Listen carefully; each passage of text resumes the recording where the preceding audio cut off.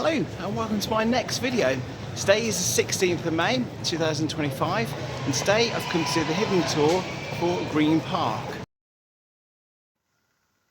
The station was opened in 1906 by the Great Northern Piccadilly and Brompton Railway and was originally named Dover Street due to its location on that street.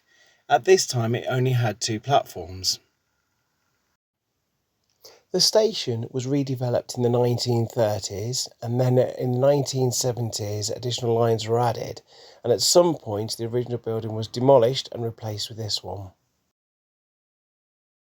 After the safety brief, we were led across the main concourse to a little door which takes us to the disused part of the station. It originally had 2 lift shafts. Each lift shaft had 2 lifts in it, so that's a total of 4 lifts, and a spiral staircase. Very little remains of the staircase now, however you can see where it was, and you can also see where it's nicely capped off at the top, and there's also a little sign pointing towards the stairs just here. This station has always been a very busy one, and in 1933 a new booking hall was opened on the corner of Stratton Street using escalators, and at this time the station was then renamed to Green Park. It was at this time when this part of the station then became disused. During the war, this section was repurposed by Lord Ashfield, who at that time was the chairman of the London Passenger Transport Board.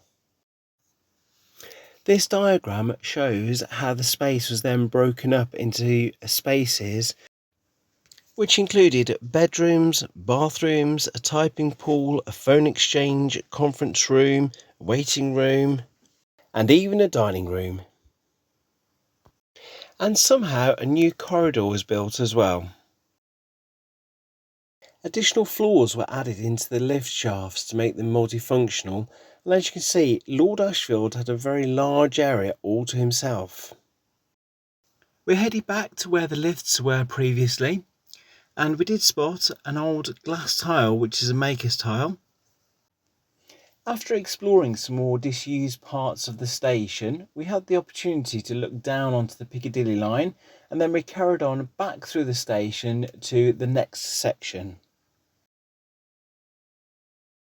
So in March 1969, the Victoria line was opened here, and in May 1979, the Jubilee line was opened. At this time, the line went to Charing Cross, but in 1999, the line was changed. So over 100 years, it's gone from a simple station with 2 platforms to a slightly more complicated station with 6 platforms. And this diagram shows just how complicated it is, with stairs, escalators, lifts and everything else showing. After another short walk through the station, we went through another little mystery door and found ourselves looking down on this staircase.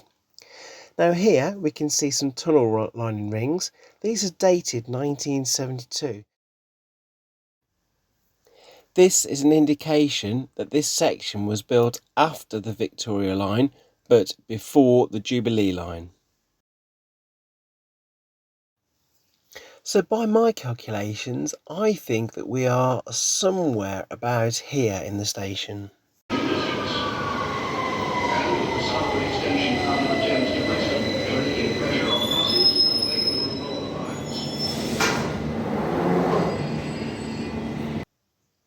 Then we headed down the staircase, and then we found that we could actually look down onto the Jubilee line as well.